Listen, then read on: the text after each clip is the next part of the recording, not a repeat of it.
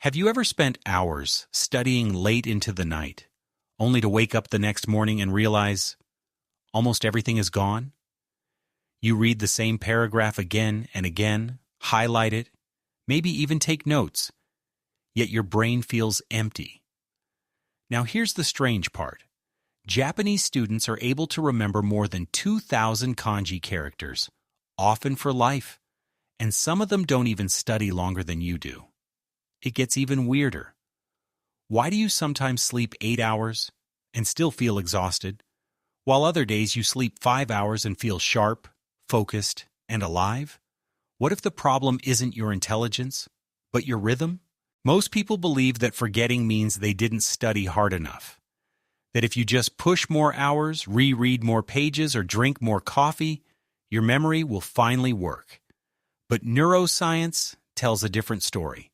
Your brain is not designed to remember information simply because you spent time with it. It remembers based on timing, contrast, and retrieval. When these are missing, your brain quietly deletes what it considers non-essential, even if you suffered to learn it. The same thing happens with sleep. Sleeping longer doesn't automatically mean sleeping better. If you wake up at the wrong moment in your sleep cycle, your brain feels like it's been pulled out of deep water.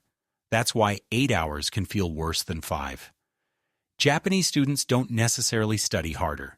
They sync their habits with how the brain naturally works.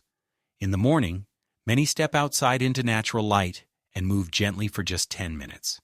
Research shows this alone can increase recall by around 20%. Before learning something new, they briefly recall what they studied yesterday. They avoid eating until they're full, stopping at about 80% to keep energy stable. And they sleep in rhythms, not rigid schedules. The secret isn't discipline, it's alignment. Think about how your day usually starts. You wake up, grab your phone, scroll for a few minutes, maybe rush through breakfast, and then immediately force your brain to focus. From the very first hour, your nervous system is already overstimulated and misaligned. Now compare that with a typical morning rhythm many Japanese students follow. Instead of diving straight into information, they step outside. Natural morning light hits the eyes and signals the brain to lower melatonin and release cortisol, the hormone that tells your body it's time to be alert. This isn't motivation, it's biology. They often add something simple, a 10-minute walk, light stretching, or cycling to school. Studies show that even short, low-intensity movement can improve memory recall by up to 20%. Not because it makes you smarter, but because it prepares the brain to receive information. Before studying anything new, they briefly recall what they learned the day before, not rereading, recalling. This small act tells the brain, this information matters. It strengthens neural pathways before adding new ones. You can see this mindset even in small rituals. Brewing tea, opening a window, clearing the desk. These are not productivity hacks. They are signals of transition, helping the brain move from rest into focus. When your morning rhythm is right, learning stops feeling heavy. Your brain is already awake. You're no longer dragging it forward. Most people study by consuming information. They reread notes. They highlight sentences. They watch the same explanation again and again, hoping something will stick. It feels productive, but it's passive. And passive learning creates fragile memories. Japanese study culture quietly relies on a different principle, active recall.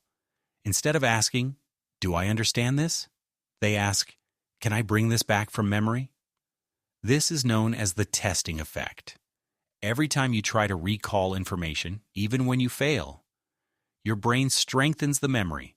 Forgetting is not the enemy, it's the training signal. They combine this with spaced repetition, not cramming, but revisiting information on day 1, day 2, day 4, and day 7. Each gap forces the brain to work a little harder, making the memory more durable. Another key idea is Kaizen, improving by just 1% each day. Instead of trying to master everything, they focus on tiny, consistent progress. 1 kanji, one concept, one question answered from memory. Many also follow a simple rhythm like 40 minutes of focus, 10 minutes of rest. During breaks, they step away completely. No scrolling, no stimulation. This protects attention and prevents mental fatigue. There's also a rule that keeps everything alive. Never miss twice. Missing one study session is human. Missing two starts a new habit. Learning becomes lighter, not heavier, because the goal isn't effort, it's retention. Sleep is not just rest. It's when your brain decides what to keep and what to erase. During the night, your brain moves through cycles of light sleep, deep sleep, and REM sleep, roughly every 90 minutes. Memory consolidation happens especially during deep sleep and REM, when information from the day is transferred into long-term storage. Here's the paradox. If you wake up in the middle of a cycle, your brain feels heavy, slow, and foggy. That's why sleeping 8 hours can feel worse than sleeping 5, if those 5 hours end at the right moment. Many Japanese students don't obsess over a fixed number of hours. They aim to wake up at the end of a sleep cycle, aligning rest with brain biology instead of the clock. Another cultural principle matters here: hara hachi bu, eating until you're about 80% full. Heavy late meals pull blood toward digestion and disrupt sleep quality. Lighter dinners lead to deeper rest and clearer mornings. Before sleeping, some spend 5 to 10 minutes gently recalling what they learned that day, not forcing it, just mentally reviewing key ideas. This gives the brain a clear signal about what should be stored overnight. They also reduce light and stimulation at night. No endless scrolling. No harsh screens. Darkness becomes a cue for recovery. When sleep is aligned, learning feels effortless the next day.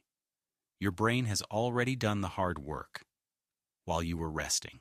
At some point, techniques stop working if your identity stays the same. If you keep telling yourself, "I'm trying to study," your brain treats learning as something temporary and exhausting. Effort-based identities depend on motivation, and motivation fades. Japanese learning culture quietly shifts this frame. The question isn't, how hard am I trying, but who am I becoming through repetition? When you see yourself as a fast learner, your behavior changes automatically. You review because that's what you do. You stop earlier because you trust the process. You don't panic when you forget. You expect it. One powerful habit is teaching what you learn. Explaining a concept to a friend, writing a short post, or summarizing it out loud forces clarity. If you can teach it, your brain marks it as essential. Equally important is silence. Between study sessions, many Japanese students allow short periods of mental emptiness, walking, sitting, doing nothing. This is when the brain reorganizes information. Think of learning like a tree. Growth above ground is visible, but strength comes from roots growing quietly in the dark. Constant stimulation prevents those roots from forming. You don't become better by pushing harder. You become better by letting the system work, again and again. Let's bring everything together. Japanese students don't remember more because they're more gifted. They remember more because they align learning with how the brain actually works. They start the day with light, movement, and recall. They study by pulling information from memory, not by rereading. They improve by 1% each day. Using rhythm instead of pressure, they eat lightly, sleep in cycles, and protect recovery. And they shift identity from trying to learn to being a learner. You don't need to change everything. Tomorrow, try just one thing. Take a 10-minute walk before studying. Then recall what you learned yesterday before opening anything new. Small habits, right rhythm. That's how learning becomes easier, and memory lasts. Before you click away, pause for a moment. What if the reason you've been struggling isn't lack of discipline, but forcing your brain to work against its nature?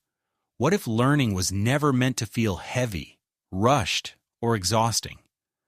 The Japanese approach reminds us of something simple. The brain thrives on rhythm, not pressure. You don't need longer study sessions. You don't need extreme routines. You need small, repeatable actions that respect how memory, energy, and sleep truly work.